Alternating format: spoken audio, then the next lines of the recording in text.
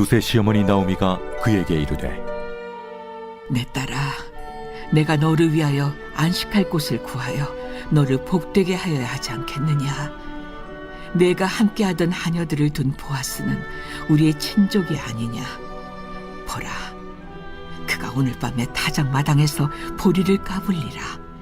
그런즉 너는 목욕하고 기름을 바르고 의복을 입고 타작마당에 내려가서 그 사람이 먹고 마시기를 다 하기까지는 그에게 보이지 말고, 그가 누울 때 너는 그가 눕는 곳을 알았다가 들어가서 그의 발치 이불을 들고 거기 누우라. 그가 내 할 일을 내게 알게 하리라. 어머니의 말씀대로 내가 다 행하리이다. 하니라. 그가 타작마당으로 내려가서 시어머니의 명령대로 다 하니라. 보아스가 먹고 마시고 마음이 즐거워 가서 곡식단 더미의 끝에 눕는지라. 룻이 가만히 가서 그의 발치 이불을 들고 거기에 누웠더라. 밤중에 그가 놀라 몸을 돌이켜 본즉 한 여인이 자기 발치에 누워 있는지라.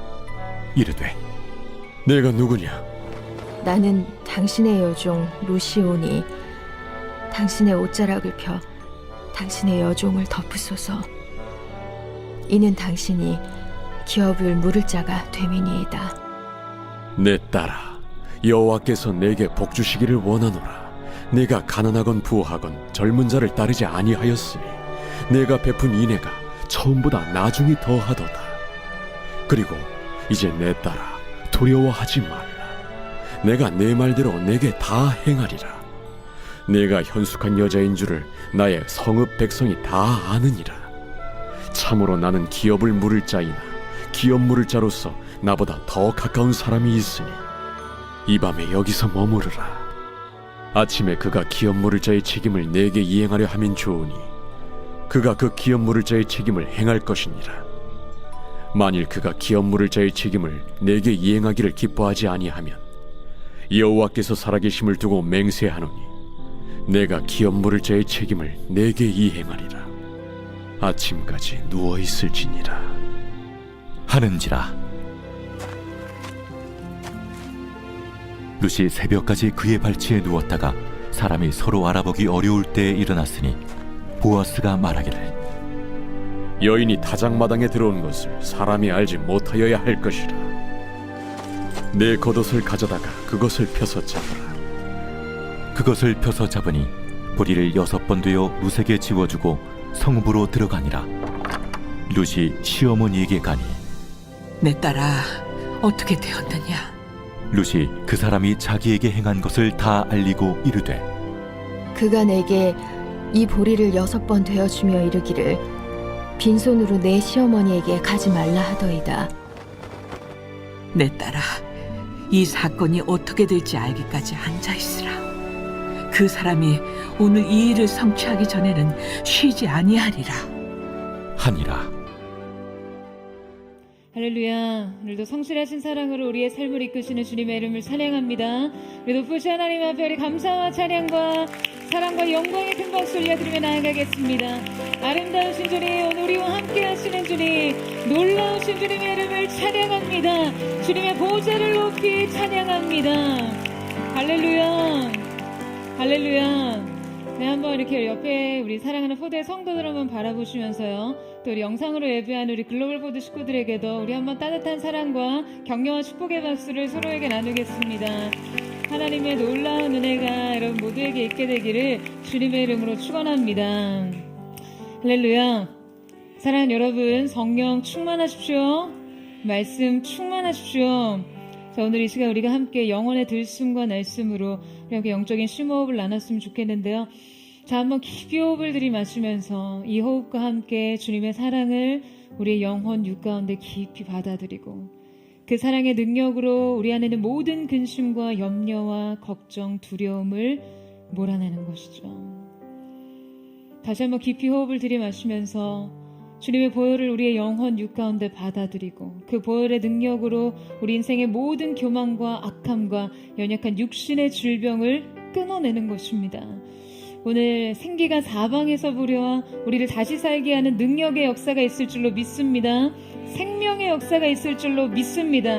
오늘도 우리를 위해 일하시는 참 좋으신 주님을 향해 우리 다시 한번 우리 감사와 찬양과 영광의 박수를 올려드리도록 하겠습니다. 하나님께서는 우리를 위해 일하실 줄로 믿습니다. 아멘.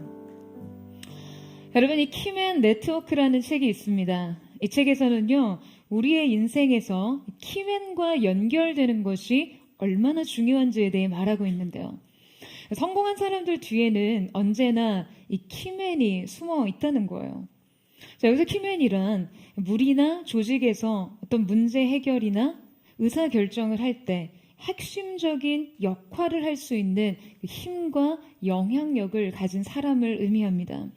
이 책은요, 큰 재능을 지니고 노력과 많은 투자를 했음에도 불구하고 그에 마땅한 보상과 성공을 거두지 못하는 사람들이 왜 생기는 걸까?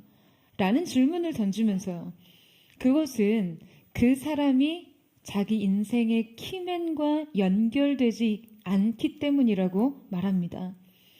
인생은 결정적인 때에 결정적인 영향력을 행사해줄 사람과 연결되어야 합니다. 이것은 어떤 단지 인맥이나 연출 같은 그런 의미가 아니에요. 다양하고 다발적인 인적 네트워크를 형성하라 이런 말이 아니라요. 근본적인 솔루션을 찾으라는 것이죠. 그 솔루션이 바로 사람을 통해서 올 때 그것을 키맨이라고 하는 거고요. 그렇기 때문에 자기 인생의 키맨이 누구인지를 알아보는 안목이 반드시 있어야 한다라고 이야기를 합니다. 오늘 우리가 함께 읽은 본문 속의 나오미는 오랜만에 이 영적인 안목을 발휘합니다. 그녀는 드디어 인생의 키맨을 발견했어요.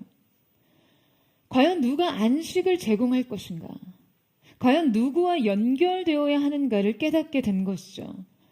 오늘 말씀을 통해 우리 인생의 키맨을 어떻게 찾고 또 어떻게 연결되어야 하는지 우리가 함께 살펴보기를 원하는데요. 보아스의 밭에서 이삭을 줍던 날 룻은요, 한 에바쯤 되는 그 보리를 메고 집으로 돌아갑니다. 자, 여기서 이 한 에바라는 수치는요, 한 23리터 정도 되는 양인데요. 이렇게 하루에 이삭을 줍기를 통해 수확할 수 있는 양으로는 상당히 많은 양이었죠. 기대 이상의 수확이었어요. 그러니까 룻이 이렇게 많은 양의 이삭을 수확할 수 있었던 것은 바로 보아스의 호의 때문이었습니다.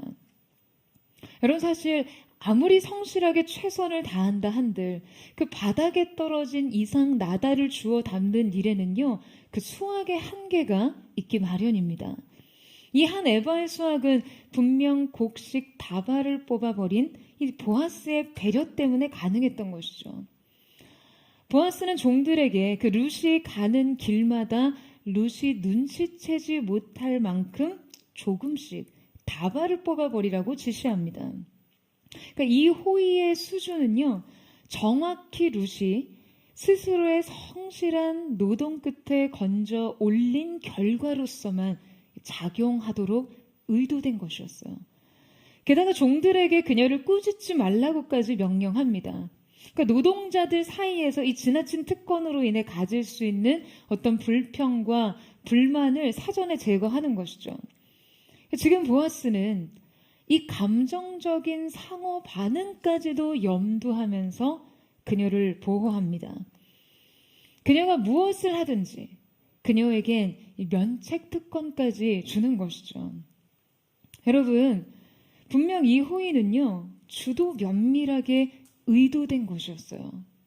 그러니까 룻이 눈치채지 못할 만큼 적정 수준에서 가장 큰 기쁨과 보람을 느끼도록 그녀가 속한 그 사회 그룹과 주변 관계에 어떤 큰 혼란과 갈등을 가져오지 않을 정도의 계산된 특권을 누리도록 한 것이죠. 여러분이 보아스의 사려 깊은 지시사항을 보면요, 문득 우리의 삶에 작용하는 은혜에 대해 생각을 해보게 되더라고요. 여러분, 어쩌면 우리의 삶의 현장에도요, 분명 이렇게 버려진 곡식 다발들이 있을 거예요. 여러분, 이 섭리란 신학적인 용어인데요. 하나님의 예정된 계획을 의미하죠. 하나님께서 어떠한 의도를 가지고 그분의 계획을 우리의 삶 가운데 풀어가실 때 섭리가 작용합니다. 하지만 하나님의 의도와 계획이 치밀하게 반영되어 있다고 하더라도 이 섭리는요, 우리에게 기적과 같은 놀라움을 주지는 못해요. 그래서 섭리는 환영받거나 환호받는 것과는 거리가 멉니다. 왜냐하면 대부분 우리의 배후에서 일하고 발견되지조차 못하기 때문에요.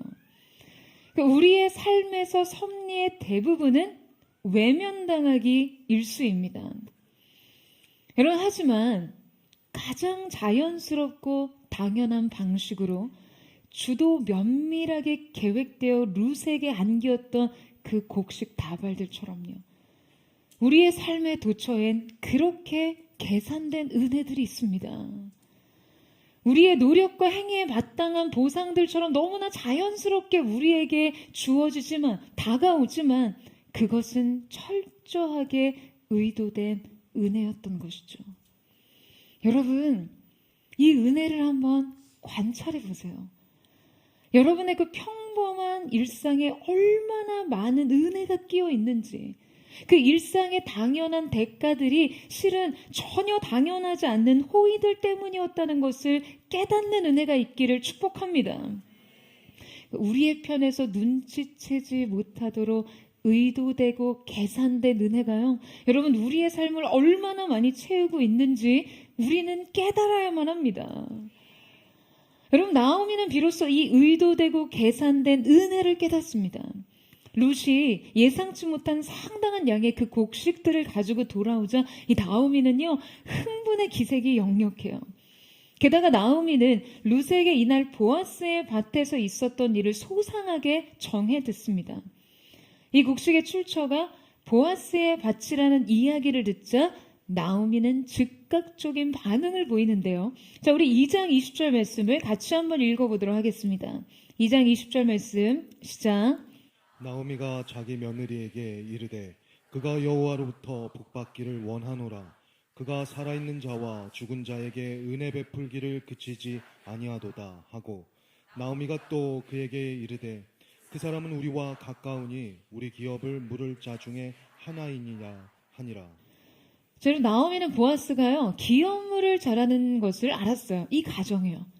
이 기업물을 자에 관해서는 지난주에도 간략하게 설명드렸는데요. 바로 구속자를 의미하는 것이라고 말씀드렸습니다. 세무관계를 변제해 주기도 하고 그 가정에 잃어버린 자유와 안식을 찾아주는 가까운 친척을 말해요. 이것은 이스라엘에만 있던 아주 독특한 제도였는데요. 이 제도를 고엘 제도라고 합니다. 보아스가 바로 나오미 가정의 고엘이었죠. 그동안 나오미는 율법과 제도에 대해서 생각하지도 못했어요. 하나님의 법을 자기 인생에 적용하지 못했던 것이죠. 뿐만 아니라 자신의 친족 중에 이 고엘이 있을 거라는 생각을 생각지 못했습니다. 게다가 이 고엘이 베들레헴에서 이토록 유력한 자임을 알지 못했어요. 그런데 나오미는 보아스라는 이 존재의 출현을 통해 한 가지 사실을 깨닫습니다. 바로 이때부터 그녀는요, 자신의 삶에 의도되고 계산된 은혜를 눈치채게 되었어요. 비로소 나오미가 하나님의 섭리를 의식하기 시작합니다. 그녀는 말하죠. 그가 진정 산자와 죽은 자 모두에게 은혜를 베푼다고요. 그러니까 이 은혜의 주체인, 이때 이 은혜의 주체인 그가 하나님인지 보아스인지는 다소 불분명하지만 나오미는 이 은혜라는 표현을 헤세드라고 표현하고 있습니다. 그러니까 자기의 삶에 하나님의 인애, 헤세드를 발견한 것이에요. 여러분, 그녀가 이 헤세드를 감지하자 영적인 감각들이 되살아납니다. 하나님의 개입에 대한 감도가 되살아나기 시작했어요. 하나님의 약속에 소망을 두고 고향 땅에 돌아왔지만 나오미는 정작 이 땅에서조차 자기 인생을 쓴물과 같다라고 평가했습니다. 그러니까 절망적인 자기 인식의 변화가 없었어요. 삶의 형편도 달라지는 것이 없었습니다. 하지만 이 헷세들을 발견하고 나니, 그 하나님의 개입을 의식하고 나니 나오미의 일상은 완전히 재해석됩니다. 사랑하는 여러분, 여기에서부터 시작됩니다. 그럼 무엇이요? 인생의 진정한 회복 말이에요. 여러분, 우리의 삶은요, 이 의식이 열려야 합니다. 열려야 살아요. 하나님의 은혜를 감지하는 감각 말이에요. 보이는 대로 보고 느껴지는 대로 생각하는 거, 여러분, 그것이 여러분이 살아있는 감각과 의식 같죠? 여러분, 거기에 멈춰 있으면요, 그것은 정확히 죽은 감각입니다. 영적으로는 죽어 있다는 증거예요. 여러분, 영적인 감각은 보이지 않는 것을 볼 때 비로소 살아납니다. 여러분, 아멘이세요? 보이지 않는 것을 느끼고 의식할 때, 의식할 수 있을 때 그 영적인 지각력이 깨어나기 시작하는 것이죠. 주중에 저희 이제 둘째 조카가 인터넷으로 이 어느 박사님의 수학 강의를 시청하는 것을 제가 이렇게 엿듣게 됐어요. 아이들이 수학 문제를 대할 때 원리대로 사고하기보다는 기계적으로 문제를 풀려는 그 습관이 생기기 전에 어떤 이 수학적인 패러다임을 먼저 정립해야 한다면서 이 강의를 듣게 하더라고요. 그래서 그런지 강의 내용이 굉장히 신선했어요. 이 강의의 시작은요, 0과 1의 관계를 설명하면서 시작되더라고요. 강의의 논지는 이렇습니다. 인생의 다양한 문제들은요, 전부 0을 논할 필요 없는 것들이에요. 그러니까 우리가 우리의 삶 속에서 우리가 무엇이 있다는 것을 설명하면서 굳이 지금 여기 없는 것을 언급하지 않는다는 것이죠. 그러니까 우리가 지금 이 상 위에 이 물컵이 있습니다 라고 말해도 이 상 위에 꽃은 없습니다 라고 굳이 이렇게 말하지 않잖아요. 그러니까 없는 것을 논할 필요는 없다는 것이죠. 하지만 이 수학이라는 학문만큼은 이 없다라는 영에게 엄청난 권한을 준다는 거예요. 그러니까 영이 가진 힘은 그 어떤 수보다도 압도적이라고 말합니다. 그러니까 이 박사님의 주장은요, 영은 수학에서만큼은 그저 없다가 아니라 영이 있다로 해석되어야 한다는 거예요. 그러니까 수학은 이 영을 그저 없다가 아니라 영계 있다라는 인식에서 출발한다라고 이야기를 합니다.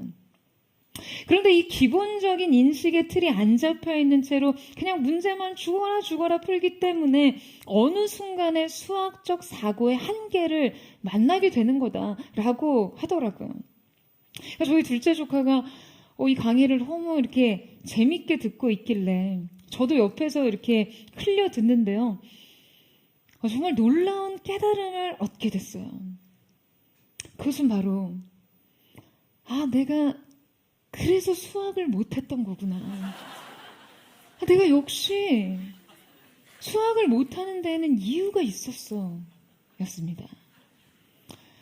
수포자가 된 지 30년 만에 비로소 제가 수학을 왜 못했는지 그 이유를 알게 됐어요.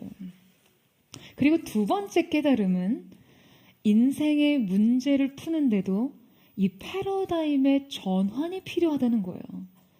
여러분, 수학 문제를 잘 풀려면 수학적 사고를 해야 되죠. 수학적 패러다임을 가지고 문제를 대해야 해요.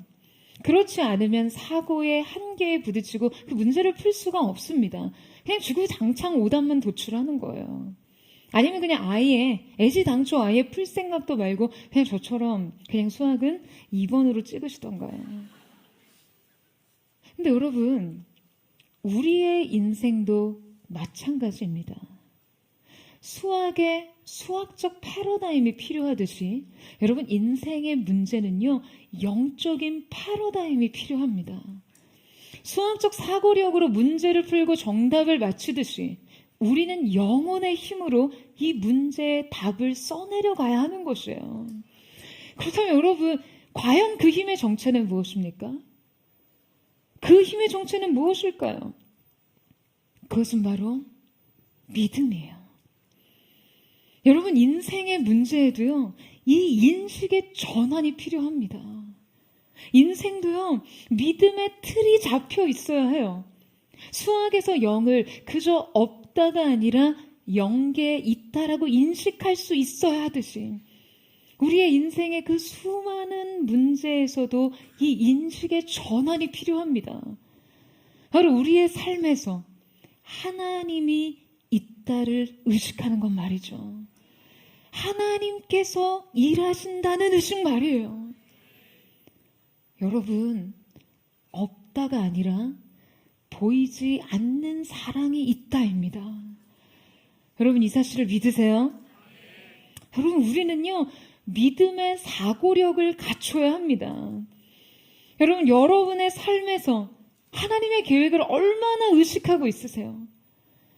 전문가들의 계획과 전망, 경험의 축적과 소신, 그냥 세상의 빅데이터와 거대한 수류보다도 하나님의 주권과 섭리를 여러분 더 의식하고 계신가요? 내 인생은 여기까지라고 그어놓은 그 한계선, 여러분 정말 그것이 하나님의 생각인가요? 세상이 이렇게 해야만 한다고 말하는 그 대원칙, 여러분 정말 그것이 하나님의 방법인가요? 여러분, 저는 하나님의 임재 앞에 설 때마다 제 영혼이 통렬하게 느끼는 것이 있습니다.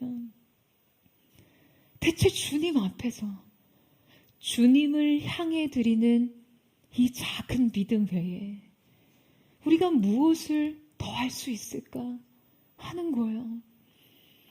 믿음 외에 무엇으로 주님을 기쁘시게 할까?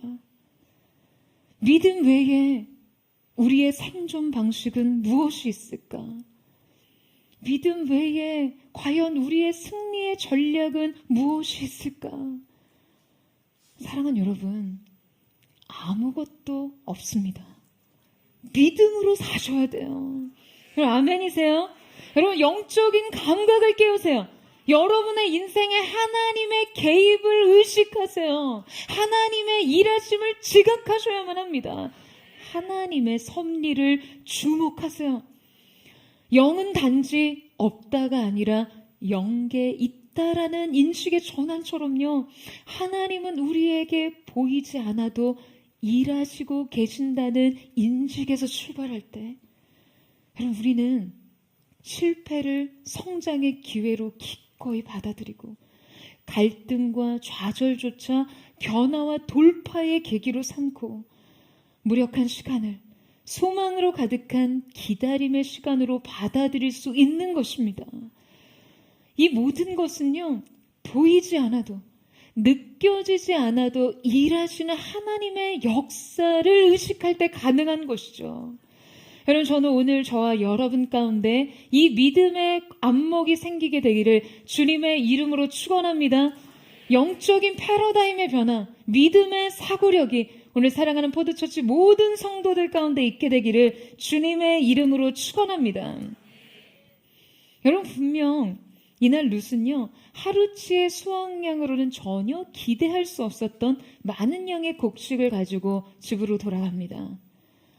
이것은 뜻밖의 은혜였어요. 그러나 사실 이것은 매우 한시적인 문제 해결일 뿐입니다. 이 가정의 절망적인 상황에 대한 근본적인 해결책은 아니었던 것이죠. 게다가 이삭 죽기는 추수 때나 기대할 수 있는 식량 공급 방식이었으니까요. 이 비상시의 대책으로 평생의 삶을 살 수는 없습니다.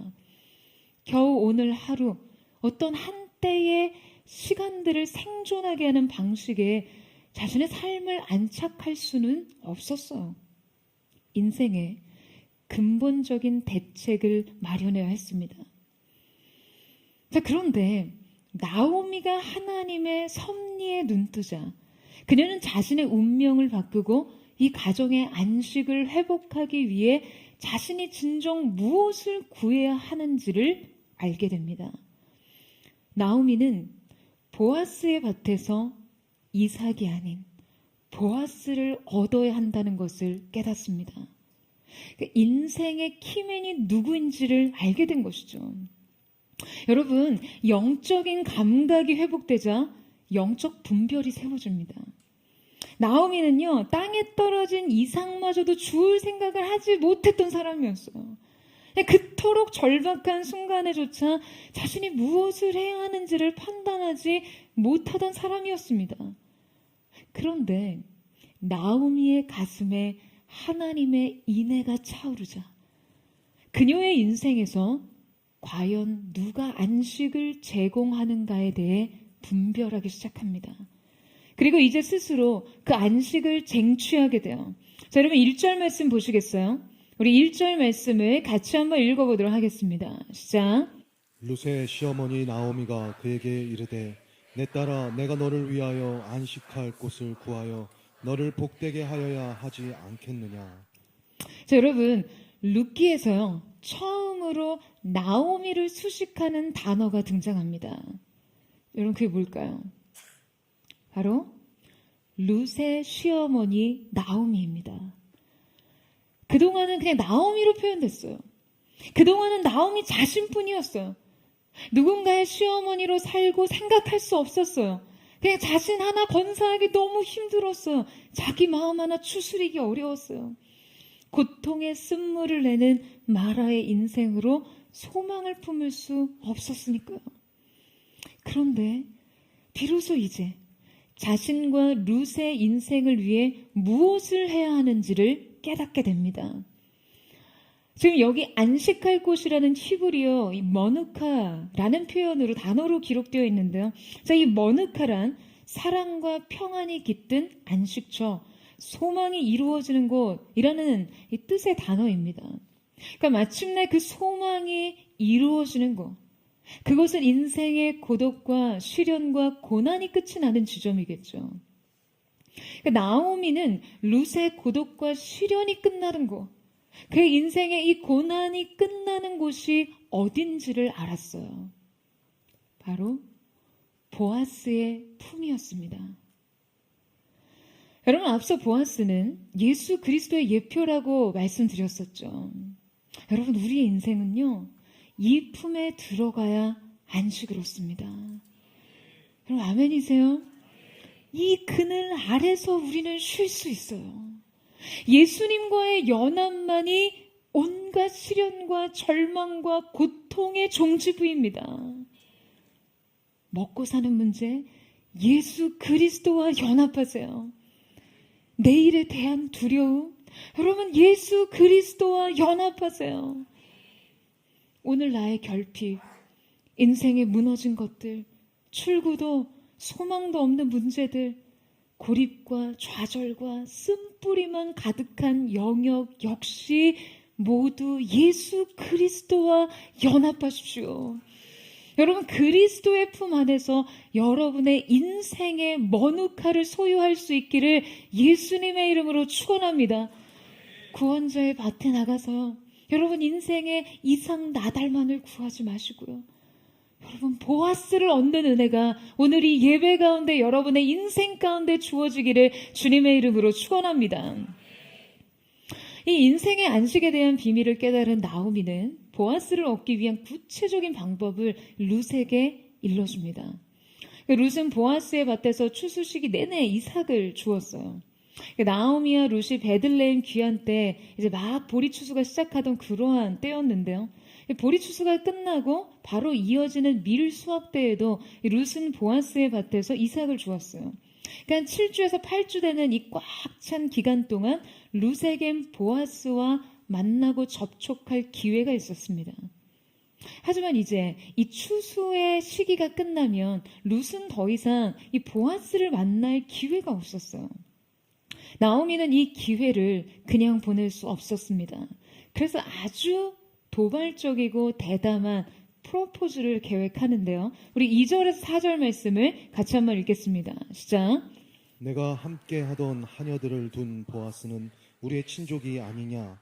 보라, 그가 오늘 밤에 타작 마당에서 보리를 까불리라.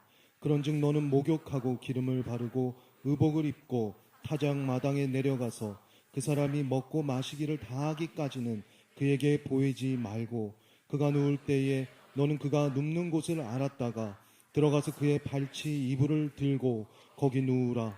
그가 내 할 일을 내게 알게 하리라 하니. 여러분, 여기서 이 발치 이불이라고 하는 것은요, 이스라엘 사람들의 겉옷을 의미합니다. 그러니까 이 발치 이불 아래 눕는다는 것은요, 팔레스타인 지방에서는 구원의 행위였어요. 그러니까 전적으로 자신을 의탁하는 상징적인 행위입니다. 하지만 이것은요, 이 룻과 보아스의 신분 관계 안에서는 안전한 선택이 아니었어요. 룻이 나오미의 지시대로 보아스의 발치로 들어가 눕는 지금 이 행위가 보아스에 의해서 만약에 거부된다면 졸지의 룻은요, 아주 치욕적인 그런 상황을 직면해야 합니다. 베들레헴에서 이방 여인의 삶은 더 비참해질 수 있었어요. 여러분 생각해 보세요. 나오미가 어땠나요? 체면 의식하느라 밭에 떨어진 이삭 줍기도 그토록 소극적이던 그녀가 지금 이러한 모험을 감행할 수 있었던 이유는 어떤 결코 배짱이나 용기로 설명되지 않는 것이죠. 여러분 이것은요, 하나님의 일하심에 대한 그 인식이 전제되어 있었기 때문에 가능한 일이었고, 하나님의 계획과 섭리를 확신했기 때문에 할 수 있는 결단이었어요. 나오미는 이 믿음 안에서 운명을 바꾸기 위해 기꺼이 위험을 감수합니다. 그리고 믿음의 사람 룻은 나오미의 지시에 순종함으로 보아스가 누운 곳으로 잠입해 그의 발치 아래 누웠습니다. 여러분 한번 생각해 보세요. 한번 상상해 보세요. 룻에게 이 밤은요, 엄청나게 긴장된 시간이었을 거예요. 그러다가 보아스가 간밤에 새벽잠에 깨서 룻을 발견합니다. 여러분 정말 이 접근 방식과 이 구원 행위가 얼마나 도발적인가요? 오늘 말씀에 굉장히 크게 은혜 받으신 여러 형제 자매들이, 저는 이 나오미의 전략에 영감을 받고 막 대담한 프로포즈를 감행하는 잘못된 적용을 할까봐 말씀 준비하는데 굉장히 걱정이 되더라고요. 그러다 슬피 울며 이를 가는 시련의 역사가 있을 수 있어요, 여러분. 여러분 이 말씀의 적용을요, 엉뚱한 데 하지 마시고 영혼에 적용하시기를 바랍니다.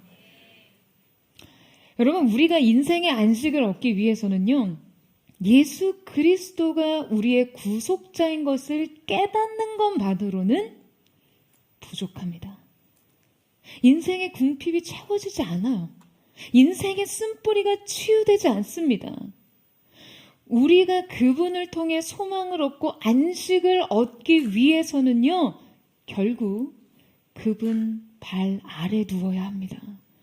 전적인 의탁의 행위까지, 간절한 구원의 행위까지 나아가야 하는 것이죠.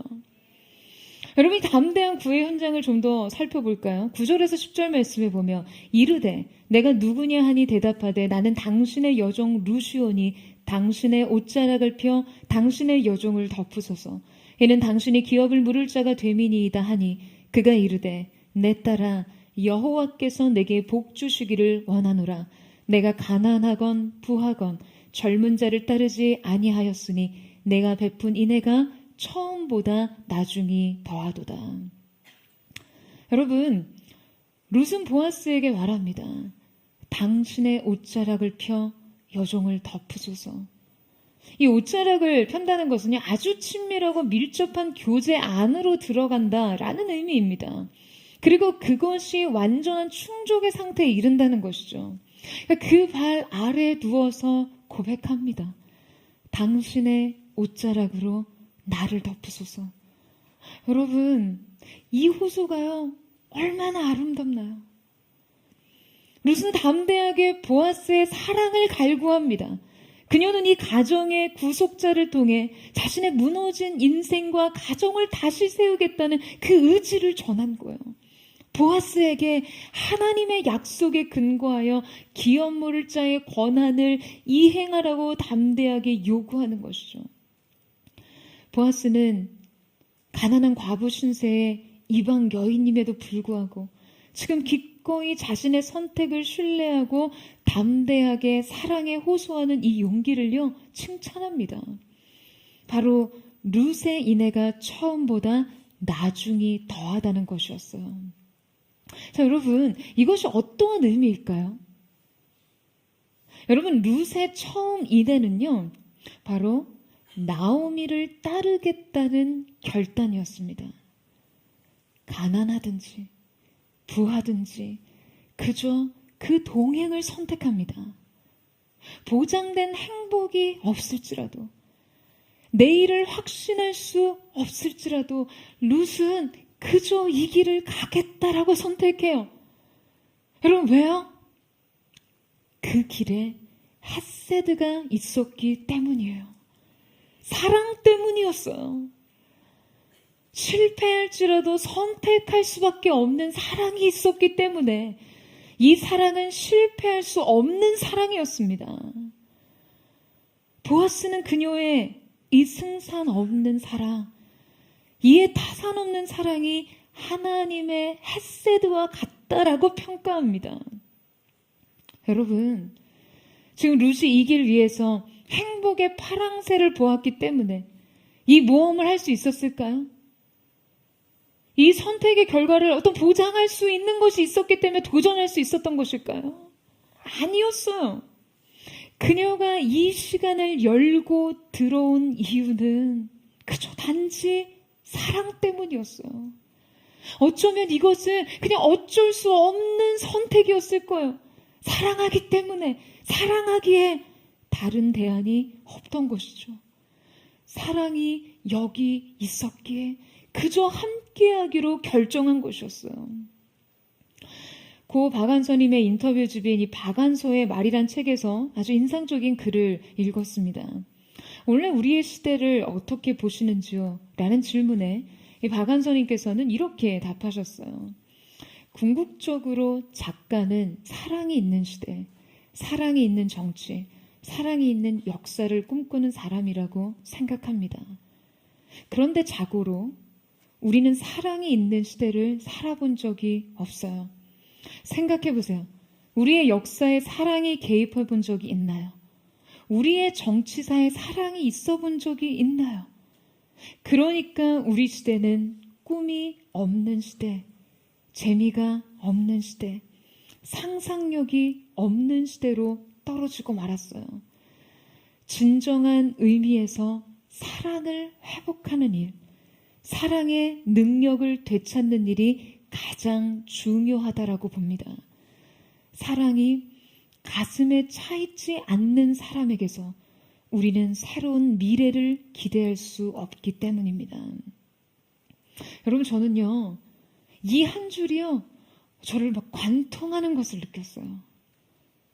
사랑이 가슴에 차 있지 않는 사람에게서 우리는 새로운 미래를 기대할 수 없습니다.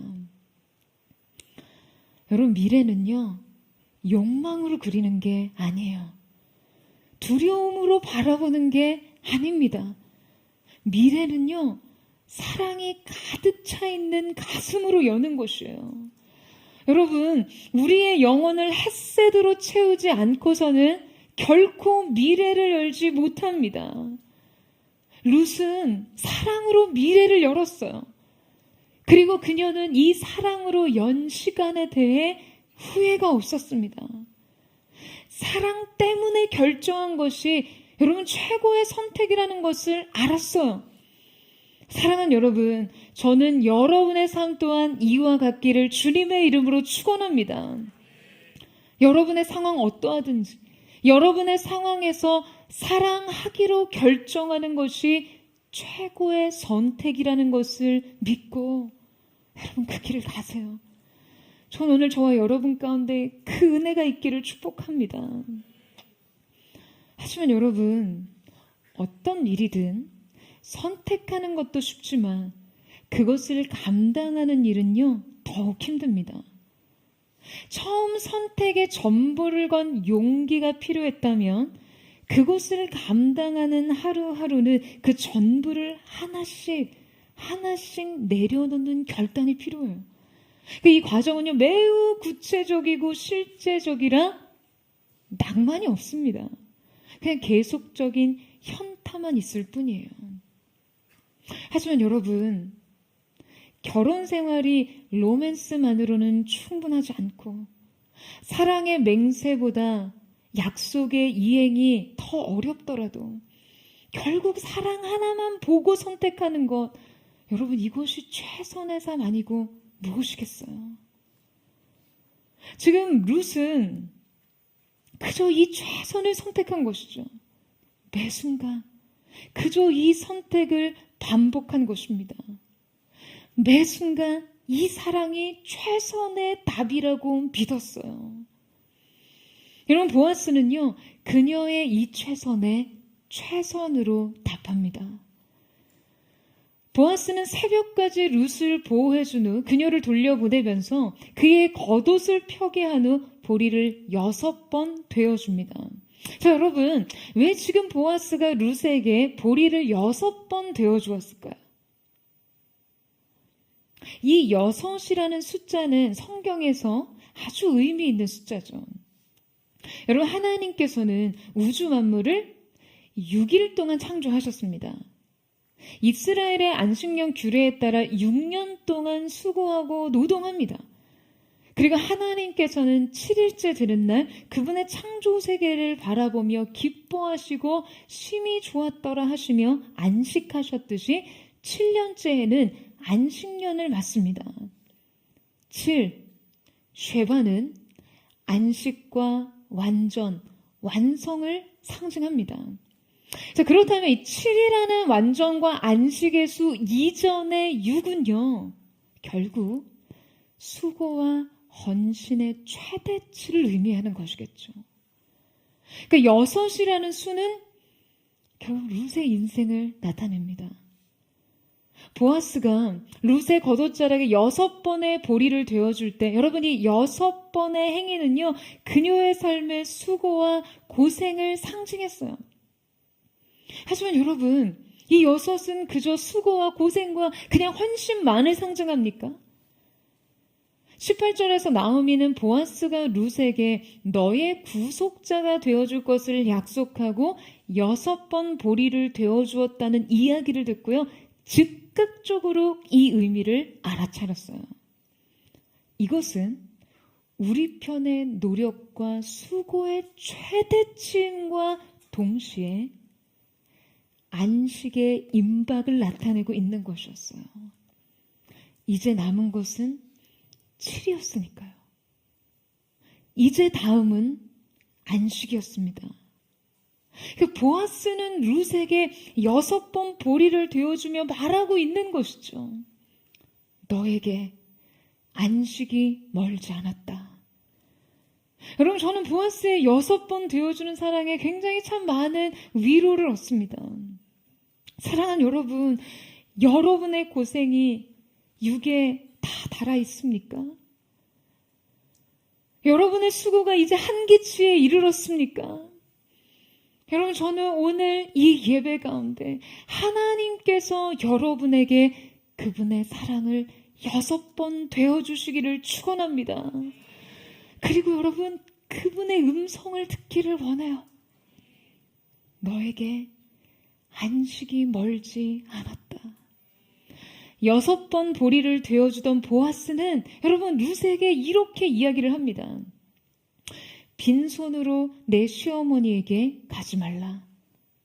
여러분, 이때 보아스가 룻에게 언급한 이 빈, empty에 사용된 라켐이라는 이 히브리 단어는요, 이미 룻기에서 한번 언급된 단어입니다. 자, 여러분, 이 단어가 어디에서 사용됐을까요? 바로 나오미가 베들레헴에 돌아올 때 여호와께서 나로 비어 돌아오게 하셨느니라 라는 탄식에서 사용된 단어였어요. 보아스가 룻에게 내 시어머니에게 라켐만 치러 가지 말라고 하며 보리를 되어 주었을 때, 여러분, 나오미는요, 이 의미를 즉각적으로 알아차립니다. 하나님의 뜻을 확신하게 된 것이죠. 그는 이 보아스의 행위와 그의 말 속에서 하나님의 음성을 듣습니다. 네 인생 텅 비어 있다고. 모든 걸 잃고 남은 것 없고 얻을 것이 없다고.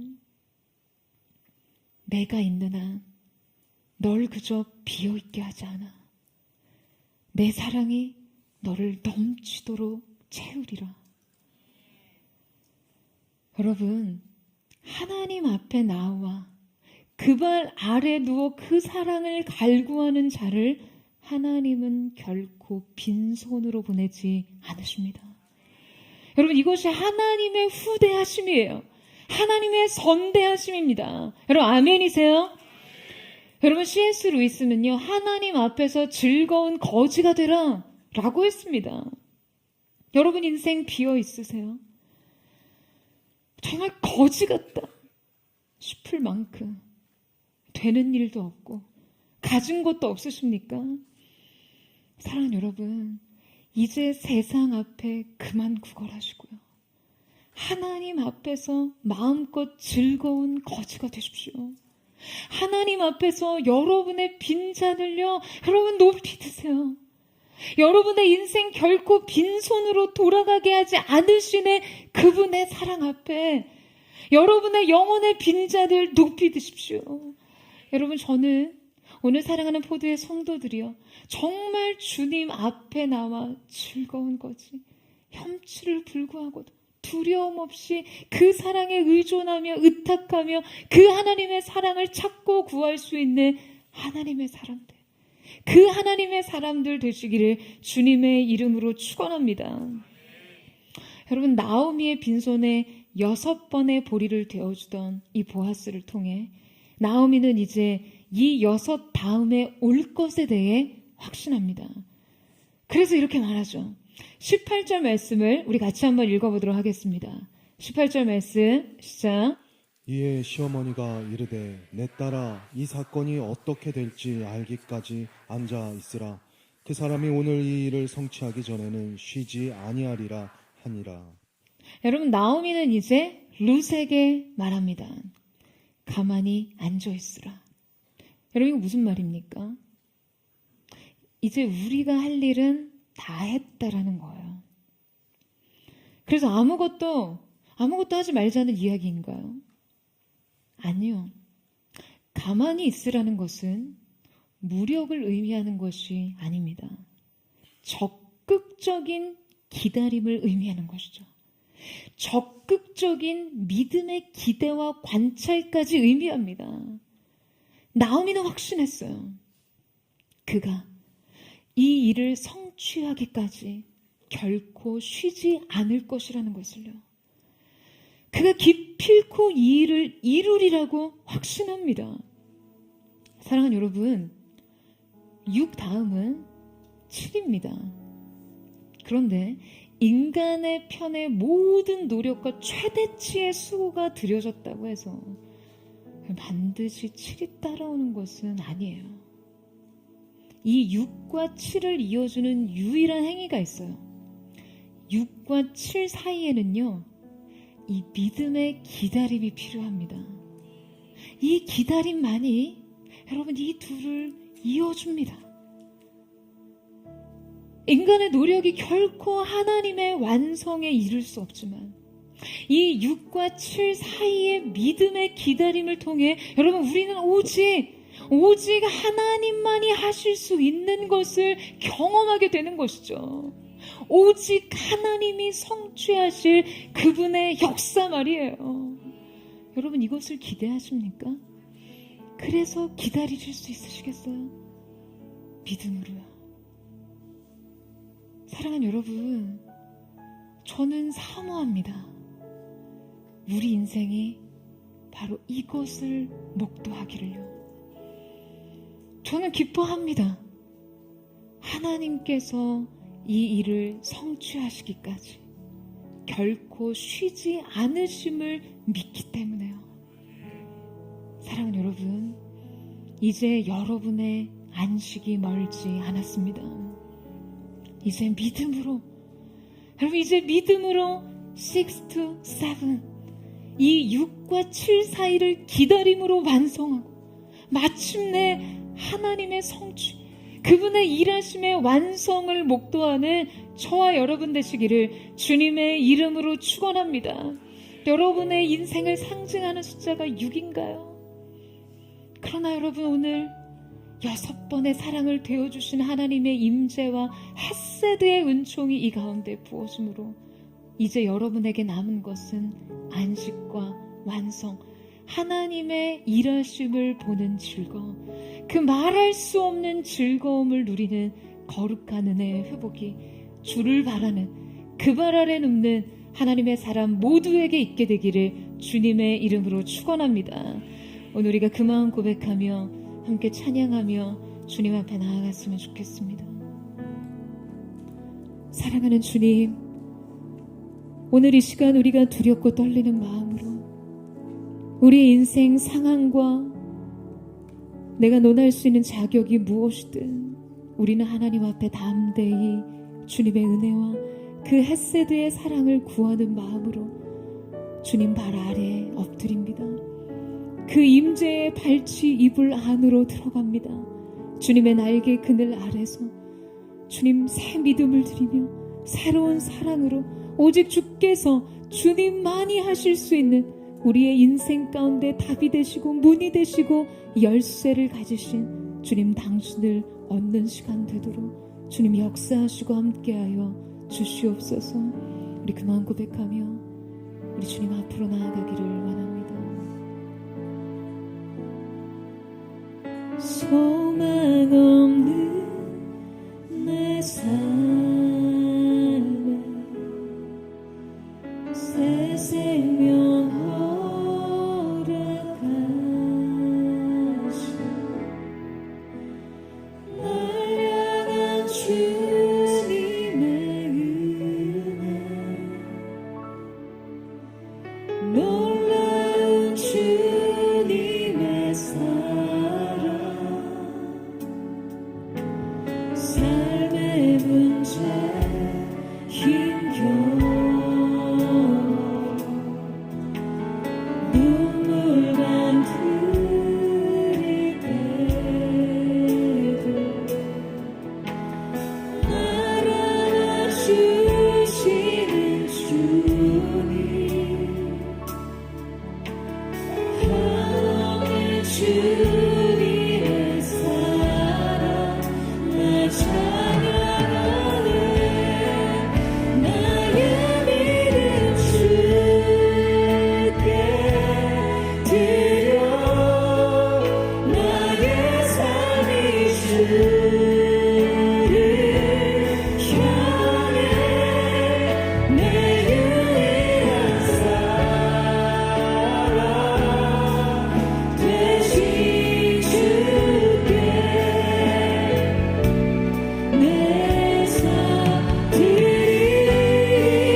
나의 믿음 주께 드려 나의 삶이 주를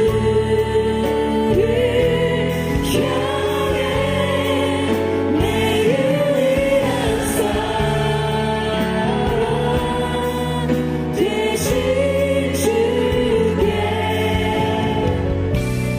내 삶 드리리. 우리 수 없는 고백하며 나아갑니다. 소망 없는 내 삶에 새 생명 허락하시 날 향한 주님의 은혜 놀라운 주님의 사랑 삶의 문제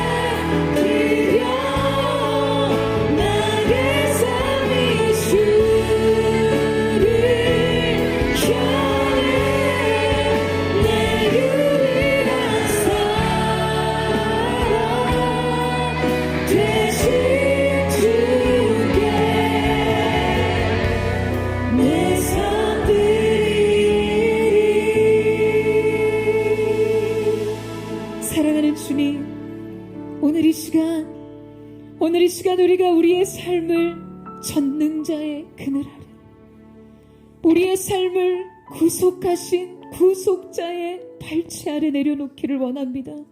전적으로 주님 앞에 우리의 삶을 의탁하며 주님 안으로 나아가기를 원합니다. 주님 오늘 오셔서 주님 우리의 인생 가운데 주님의 음성을 들려주시옵소서. 주님의 음성을 들려주시옵소서.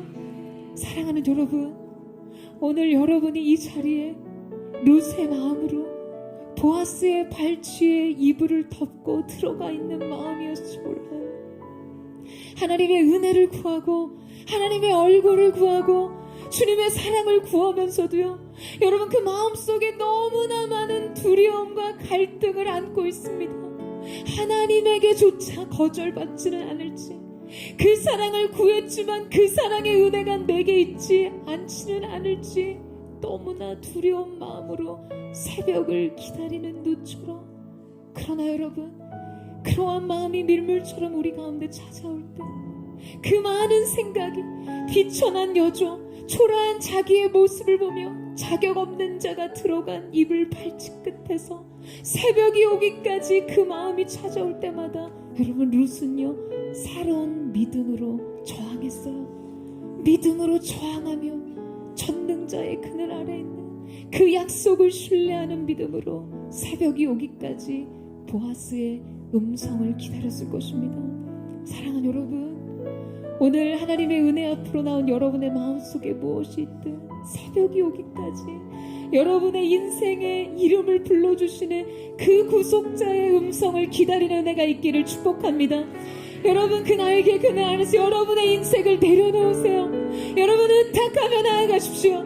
주님, 이 시간 내가 전적으로 내 자신의 자격이나 내 삶의 상황이 아닌 전능자의 전적인 은혜만을 구하며 나아갑니다. 주님의 사랑이 아니고서는 회복이 없는 나의 삶, 주님의 사랑이 아니고서는 인생의 이삭의 나달만을 구할 수밖에 없는 나의 삶 속에 근본적인 본질적인 새로운 회복의 문이 열려지게 하여 주시옵소서. 그것이 오늘 나의 구속자 예수 그리스도로부터 시작되게 하여 주시옵소서. 전심으로 우리 주의 이름에 부르짖고 우리 합심의 동성으로 기도하겠습니다. 주여, 사랑하는 주님, 오늘 이 시간 우리가 구속자의 날개 그늘 안으로 나아가기를 원합니다. 주님의 은혜와 사랑의 날개 그늘 안으로 들어가 오늘 주께서 우리 안에 가시어 주님의 오늘 인생의 이름을 불러주시는 그 은혜를 기다리기를 원합니다. 하나님의 사랑을 끝마치고 주님의 은혜를 구하는 자리에서조차 거절감에 대한 두려움, 내 인생 변하지 않을 것만 같은 두려움, 갈등을 안고 나가는 사람들을 위하여 오늘 이 시간 주님의 날개 그늘 안으로 덮어주시고 주님의 새로운 은혜의 역사가 우리 가운데 시작될 수 있도록 역사하여 주시옵소서. 새 은혜를 부어주시옵소서. 발치 아래에서 펼쳐지는 햇살 위에서 만으로 우리의 전자를 덮어주시옵소서. 하나님의 사랑 안에서 우리 인생의 소망을 발견하는 거룩한 은혜가 있기를 원합니다. 사랑하는 보배와 모든 성도들의 삶 속에 그 사랑으로 인한 새로운 회복의 시작, 새 아침의 광명을 인생의 계절이 열려지는 구원 역사가 일어날 수 있도록 주여 역사하시고 함께하여 주시옵소서. 우리가 주님 앞에, 우리가 주님 앞에, 주님 앞으로 나아갑니다.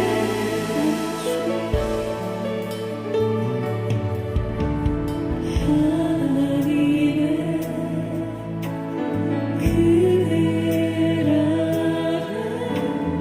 내 모든 것다 내려놓고 나 잠잠히 주를 묵상하네. 그 놀라우신 은혜를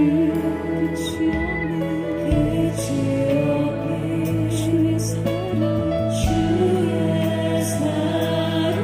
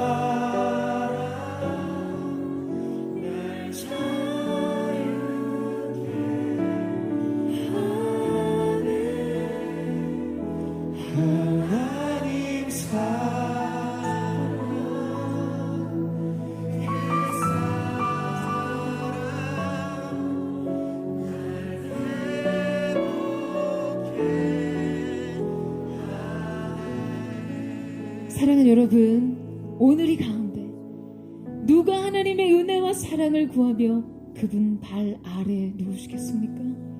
여러분, 오늘 그 사람을 하나님께서 결코 빈손으로 돌아가지 않게 하실 줄로 믿으시기를 축복합니다.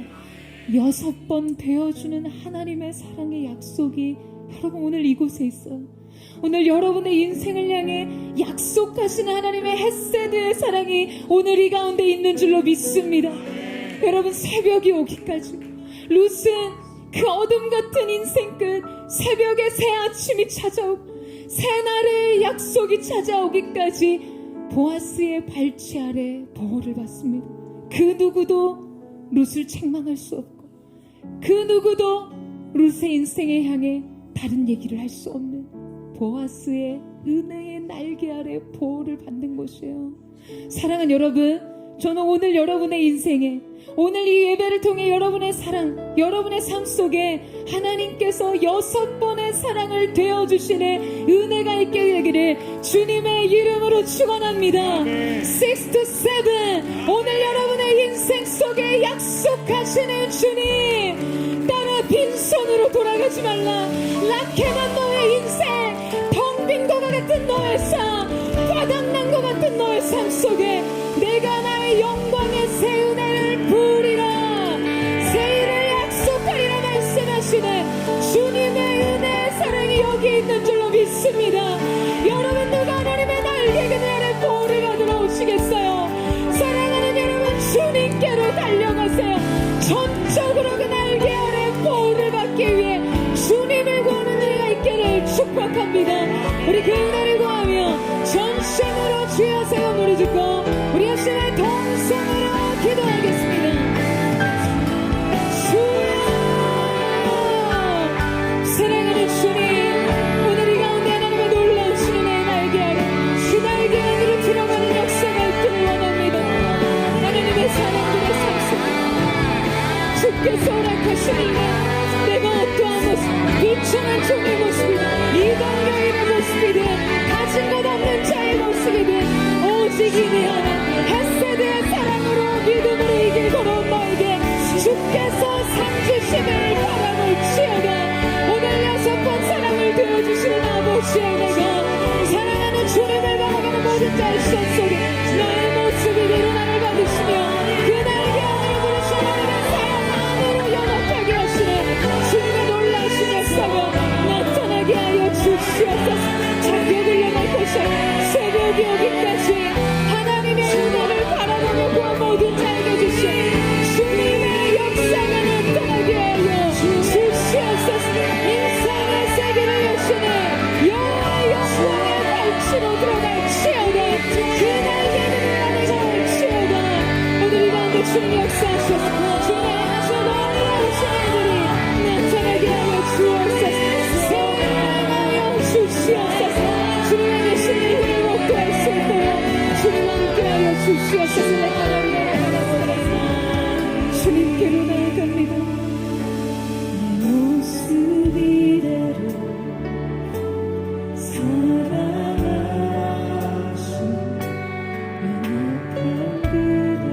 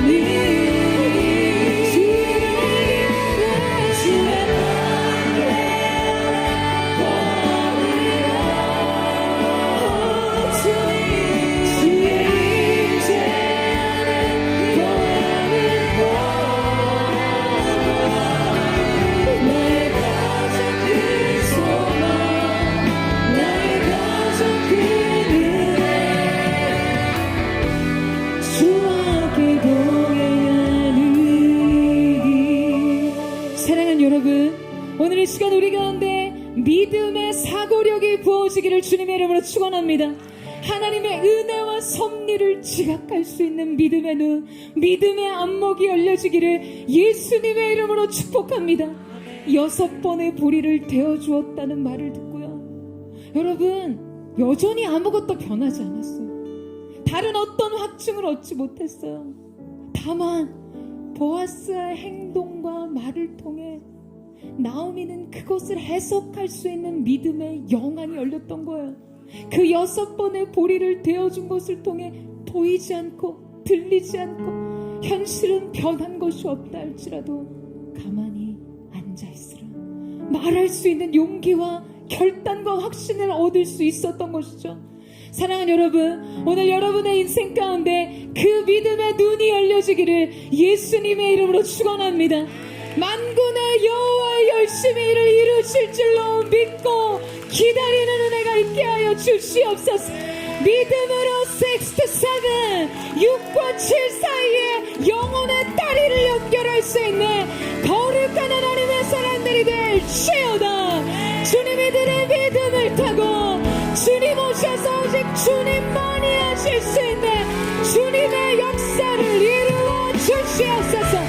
우리의 삶의 근개를 열어 주시옵소서. 회복이 시작되게 하여 주시옵소서. 우리 전심으로 주여 세 번 부르짖고 우리 열심의 동성으로 기도하겠습니다.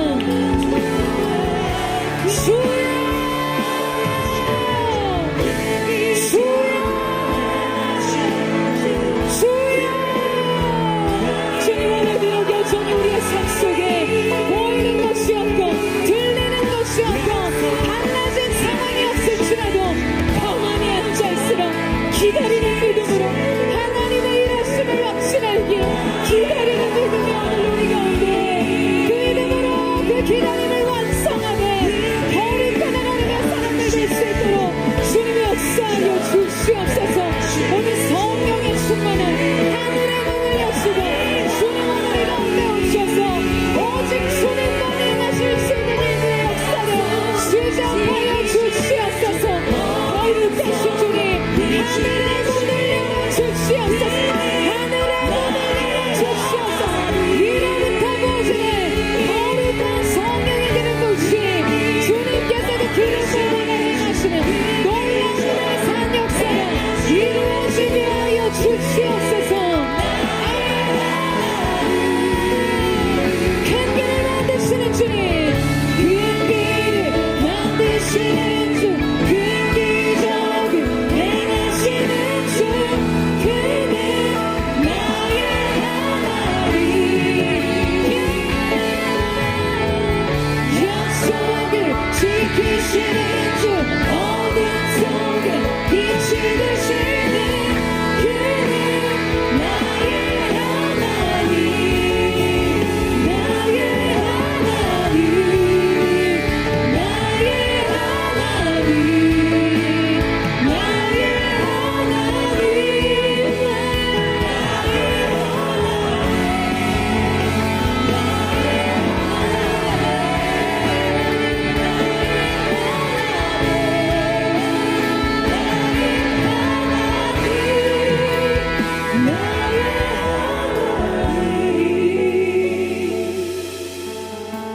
비록 내게 보이지 않아도 비록 내게 느껴지지 않아도 일하시네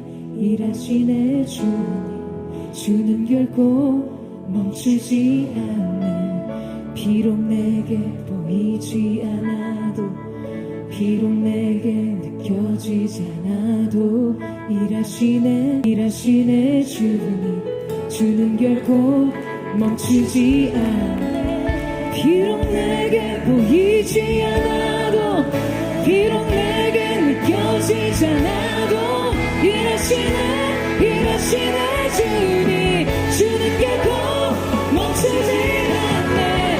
비록 내게 보이지 않아도 비록 내게 느껴지지 않아도 주는 우리 일하시네 멈추지 않으신 하나님을 소망합니다. 다시 한번 비록 내게 보이지 않아도 비록 내게 느껴지지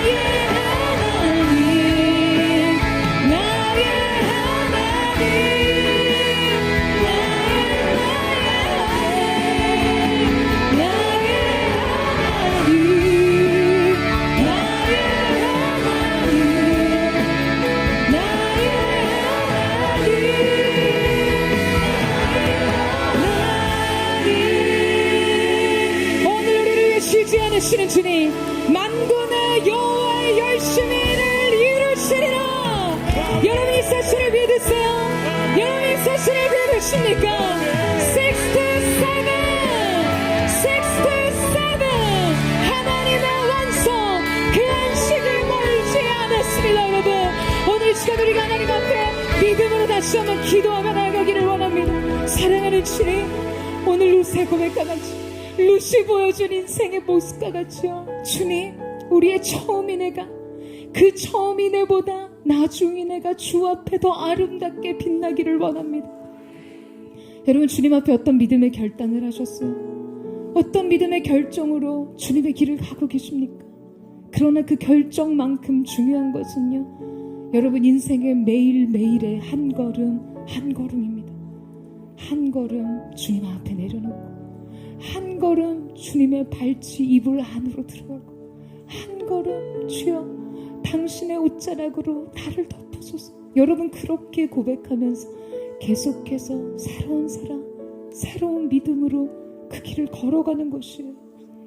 오늘 이 시간 우리 가운데 성령님, 오늘 주님의 날개 그늘 안으로 우리를 보듬어 주셔서 우리가 주님 앞에 드렸던 우리 인생의 첫사랑, 첫 부르심의 떨림, 첫 사랑의 고백을 넘어서는 그 이후에 그 사랑을 이긴 새로운 사랑의 능력, 새 믿음으로 우리의 삶 평생을 걸어가게 하시고, 우리의 영혼의 기업물을 자 되신 예수님께서 너의 처음 인애가 나중 인애가 그 처음 인애보다 크도다 말씀하시는 그 칭찬을 주님, 우리가 주님으로부터 듣는 자들 되게 하여 주십시오. 지금 잘하는 것 말고요, 마지막 호흡을 다하는 순간까지 주님의 종으로, 주님을 전심으로 사랑하는 자로, 믿음으로 그 길을 가는 자들 되게 하여 주시옵소서. 아멘. 주님, 우리의 삶의 길을 주님께 의탁하며 나아가오니 우리의 영원한 기업이 되신 주님, 우리의 삶을 새롭게 하소서. 나의 영원하신 기업, 생명보다 귀하다. 나의 갈 길 다가도록 나와도 세상 복이 아니란 것, 세상 복이 아니란 것, 모든 걸 내버리고 험한 길을 가는 동안 나와도 내가 소서 주께로 가까이, 주께로 가오니 나의 갈 길 다가도록 나와도 내가 어두운 골짜 지나가며, 어두운 골짜 지나가며 험한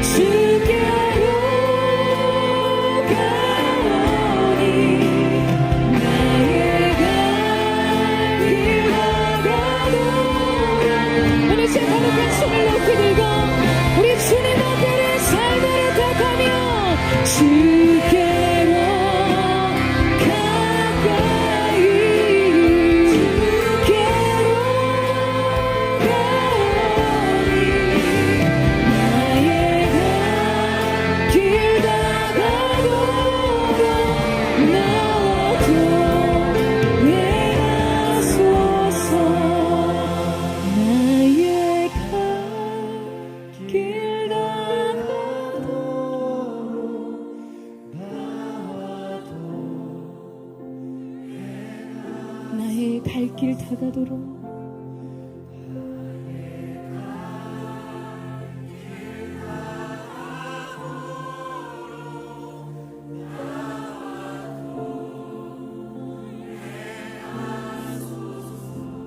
사랑하는 딸아, 사랑하는 아들아, 락해만 너의 인생, 텅 빈 것 같은 너의 삶, 바닥난 것 같은 너의 인생 속에 내가 나의 이대를 채우리라. 결코 너를 빈손으로 돌려보내지 않는 나의 사랑, 나의 은혜. 오늘 너의 인생을 향한 나의 계획이 여기 있음을 알지어다. 사랑하는 주님 감사합니다. 오늘 우리의 소망은 주님의 사랑 안에 있습니다. 주님의 사랑 때문에 주님을 신뢰하는 믿음으로 주님 앞에 나옵니다.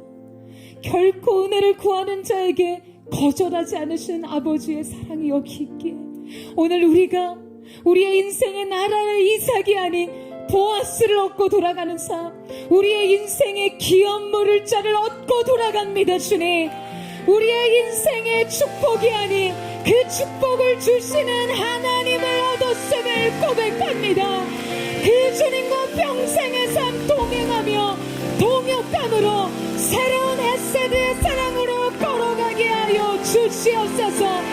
나의 안식이 멀지 않았음을 선포합니다. 너희는 가만히 있어 주가 하나님 됨을 알지어다. 우리 인생의 세계를 여시며 큰 길을 여신 주님의 이름을 찬양하며 감사드리며 살아 역사하시니 예수님의 이름으로 기도드립니다. 아멘. 우리 전심을 하나님 앞에 우리 감사와 찬양과 영광의 박수 올려드리며 나아가겠습니다. 우리를 위해 쉬지 않고 일하시는 주님, 보이지 않아도 느껴지지 않아도 우리를 위해 일하시는 주님을 신뢰합니다. 주님을 찬양하며 나아갑니다. 아멘.